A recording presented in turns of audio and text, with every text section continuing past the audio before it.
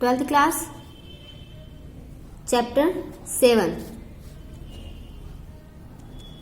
विकास के वाद।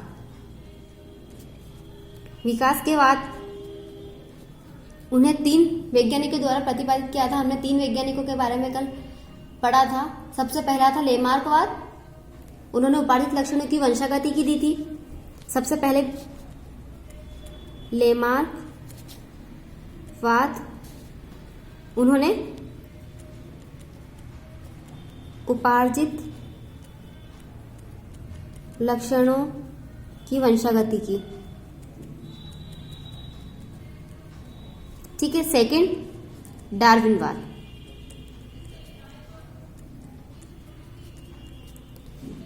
डार्विनवाद ने दिया था प्राकृतिक वरणवाद। प्राकृतिक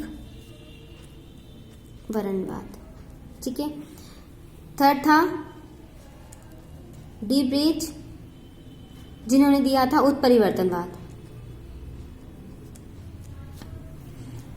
लेमार्कवाद का कल हम पढ़ चुके थे। लेमार्कवाद में उपार्जित लक्षणों की वंशागति की, मतलब जैसे जैसे एटमॉस्फेयर वातावरण में बदलाव आता है वैसे वैसे जीवों के नेचर में, व्यवहार में बदलाव आता है और उसके साथ ही उनमें कुछ नए कैरेक्टर, उनके अंगों में कुछ जैसे उनकी आवश्यकता होती है उसके अकॉर्डिंग क्या हो जाता है, उनके अंगों में परिवर्तन होने लग जाता है। जिन अंगों का सबसे ज्यादा यूज होता है वो विकसित हो जाते हैं और जिनका यूज कम होता है वो धीरे धीरे लुप्त हो जाते हैं। उसे कहा था उपार्जित लक्षणों की वंशागति की। इसका एग्जाम्पल दिया था अफ्रीका के जिराफ। अफ्रीका में रहने वाले जिराफ जो थे उसका एग्जाम्पल दिया था किसमें? लेमार्कवाद में। अब दूसरी बात आती है डार्विनवाद। इन्होंने दिया था प्राकृतिक वरणवाद।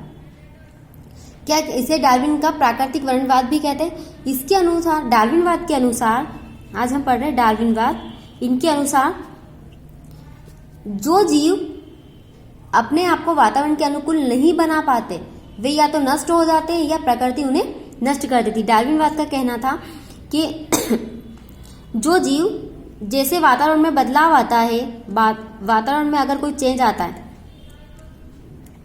बदलाव आता है, तो उसके अनुसार जो जीव क्या करेंगे, अपने आप को वातावरण के अनुकूल ढाल लेंगे।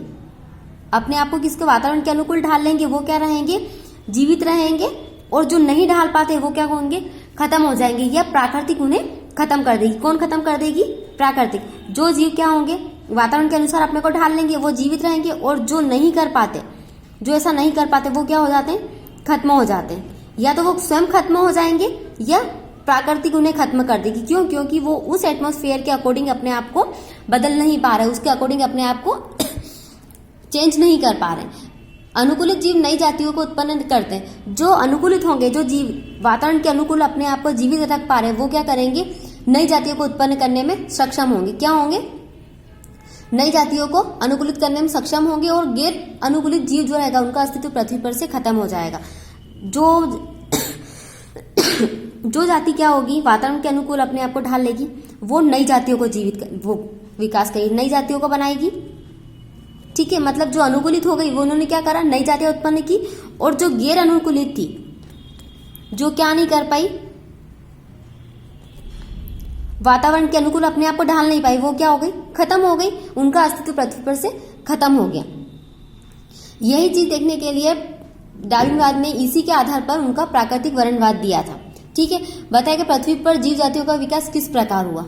जैसे लेमार्कवाद ने वातावरण के अनुकूल अंगों के बारे में बताया था, वैसे ही डार्विनवाद ने बताया था प्राकृतिक वरणवाद। उनका मतलब, उनका कहना था कि जो जीव वातावरण के अनुकूल अपने आप को बदल लेते हैं, उसके अकॉर्डिंग अपने आप को ढाल लेते हैं, ये अनुकूलित होकर अपना जीवन अपने आप को बचा लेते हैं, वो जीवित रहते हैं। और जो नहीं बचा पाते, अपने आप को उसके अकॉर्डिंग नहीं बदल पाते, वो या तो स्वयं खत्म हो जाते हैं या प्राकृतिक उन्हें खत्म कर देती है। और जो जीव नई जीवित रहते हैं वो क्या करते हैं, नई जातियों को उत्पन्न करते हैं, नई जातियों का विकास करते हैं। और जो गैर अनुकूलित जातियां होती हैं उनका अस्तित्व पृथ्वी पर से खत्म हो जाता है। ठीक है। डार्विनवाद की व्याख्या, डार्विनवाद की जो व्याख्या है उस निम्न शीर्षकों के अंतर्गत समझ सकते। देखो, सबसे पहली बात, प्रगुणन की तेज दर। प्रगुणन की तेज दर। सेकेंड, जीवन संघर्ष। सबसे पहले प्रगुणन की तेज दर। प्रगुणन की तेज दर से मतलब होता है कि अधिकाधिक संतान पैदा करने की क्षमता जीवों का स्वाभाविक गुण होता है। बहुत सारे जीव ऐसे होते हैं जिनमें क्या होंगे, अधिक संतान पैदा करने की। जैसे एग्जाम्पल इसमें तारा मछली, किसका एग्जाम्पल देंगे, स्टारफिश। तारा मछली क्या करती है, एक बार में 1 लाख या 10 लाख, 1 लाख से अधिक, 10 लाख के करीब, मतलब लाखों में कह सकते हैं, 1 लाख या 10 लाख नहीं, लाखों में अंडे देती है। और सभी जीव क्या रहेंगे, अगर सभी जीव जीवित रह जाएंगे तो उनमें क्या होगा, भोजन के लिए, रहने के लिए, स्थान के लिए, सभी के लिए क्या होगा, संघर्ष होगा, जीना मुश्किल होगा। इसीलिए क्या होता है कि कुछ जीव जो होते हैं वो, अधिकांश जीव तो निर्माण के पूर्व ही, मतलब उनके जो अंडे होते हैं वो निर्माण से पूर्व ही क्या हो जाते हैं, खत्म हो जाते हैं। और कुछ जो दूसरे जीवों के द्वारा खा लिए जाते हैं, और कुछ जो रहते हैं वो भोजन की कमी से नष्ट हो जाते हैं। पहले क्या हो जाएंगे कि निर्माण से पहले ही खत्म, निर्माण से पहले खत्म, दूसरे भोजन के लिए और कुछ आवास के लिए। मतलब 1 लाखों में जो अंडे दिए थे तारा मछली ने, उसमें से कुछ अंडे तो निर्माण से पूर्व ही खत्म हो गए, कुछ भोजन की तलाश में खत्म हो गए जिनको भोजन नहीं मिल पाया, और कुछ आवास रहने के उसके अनुकूल नहीं अपने आप को बदल पाए। तो आधे उसमें से कुछ के आधे से ऊपर जो थे वो अंडे खत्म हो गए। मतलब जो जीव अपने आप को उन एटमॉस्फेयर में रख पाए, जीवित रख पाए, उनकी कैपेसिटी थी वो जीवित रहे, बाकी जो हो गए थे वो खत्म हो चुके थे। सेकंड, जीवन संघर्ष। प्रत्येक जीव में क्या होता है, प्रगुणन की तेज दर तो होती है, लेकिन उसकी संख्या रेखागणितीय अनुपात से में बढ़ती है। अब जीवन संघर्ष की बात करते हैं। जीवन संघर्ष तो बहुत सारे जैसे रहने, खाने, पीने, परंतु प्राकृतिक स्रोत के रूप में अगर बात करें तो स्थान, पोषण और अन्य वस्तुएं जो कि तो बनी है। हमारे वातावरण, हमारा जो वातावरण है उसमें रहने के लिए, पोषण, जो प्राकृतिक चीजें हैं वो तो उतनी ही है, लेकिन अगर जनसंख्या बढ़ेगी, अगर जीवों की संख्या बढ़ेगी तो उसके लिए वो जो चीजें, प्राकृतिक वस्तुएं हैं वो तो अपने आप को नहीं बदल सकती। प्राकृतिक वस्तुएं कैसी, ये सीमित मात्रा में है, और अगर जीवों की संख्या बढ़ेगी तो वो कहाँ रहेगी, जो प्राकृतिक चीजें वो तो अपने आप को बढ़ा नहीं सकती, लेकिन जो जीव हैं, जो जीव है उनके बीच में क्या होने लग जाएगा, संघर्ष होने लगेगा। किसका यूज करने के लिए, प्राकृतिक वस्तुएं जो है, जो जीवों के जीवन के लिए अनिवार्य होती है, उसके लिए क्या होने लग जाएगा, उसमें संघर्ष होने लग जाएगा। और वो क्या करेंगी, आपस में संघर्ष में ही आधे जीव खत्म हो जाएंगे। संघर्ष भी कितने प्रकार का होता है, 3 प्रकार का होता है। पहला होता है स्वजाति संघर्ष, दूसरा होता है अंतरजातीय संघर्ष, अंतरजातीय, और तीसरा होगा वातावरणीय संघर्ष। ठीक है। स्वजाति संघर्ष में क्या होगा कि एक ही जाति के विभिन्न सदस्यों के बीच, स्वजाति मतलब एक जाति, एक ही जाति के जीव, एक ही जाति के जीवों में संघर्ष। अब एक ही जाति के जीवों की बात अगर करें तो एक ही जाति के जो जीव रहेंगे उनकी आवश्यकताएं भी सेम होगी, उनकी जरूरतें भी सेम होगी। तो उनमें अगर सीमित मात्रा में वो चीजें रही और उनकी जातियों की संख्या बढ़ गई, उनके जीवों की संख्या बढ़ गई, तो उनमें जो संघर्ष होगा उसको बोलेंगे स्वजाति संघर्ष। और सबसे ज्यादा बड़े पैमाने पर स्वजाति संघर्ष ही होता है। क्यों? क्योंकि वहां पर सभी की आवश्यकताएं कैसी होती है, सेम होती है।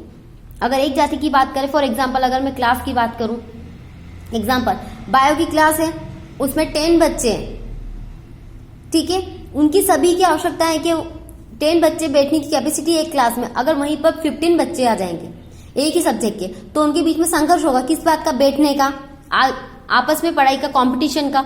तो एक ही सब्जेक्ट के होगा, वैसे ही एक ही जाति के जीव जो रहेंगे उनमें सबसे ज्यादा संघर्ष होता है, क्योंकि उनकी सभी की आवश्यकताएं कैसी होती है, सेम होती है। अंतरजातीय संघर्ष, ये भोजन, स्थान आदि के लिए विभिन्न जातियों के बीच में संघर्ष होता है। इसका एग्जाम्पल हम दे सकते हैं खरपतवार और खेत।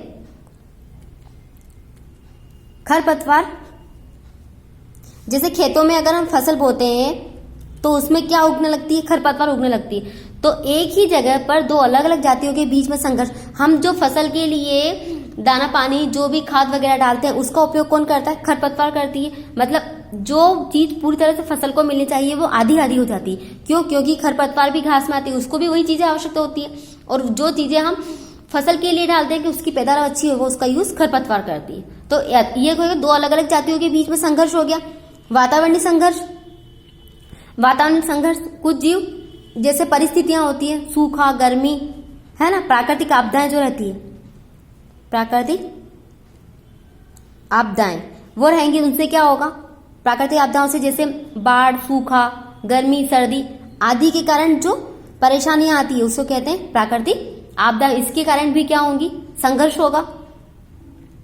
नई जातियों की उत्पत्ति होगी। पहला प्रगुणन की तेज जीवन संघर्ष, उसके 3 पॉइंट।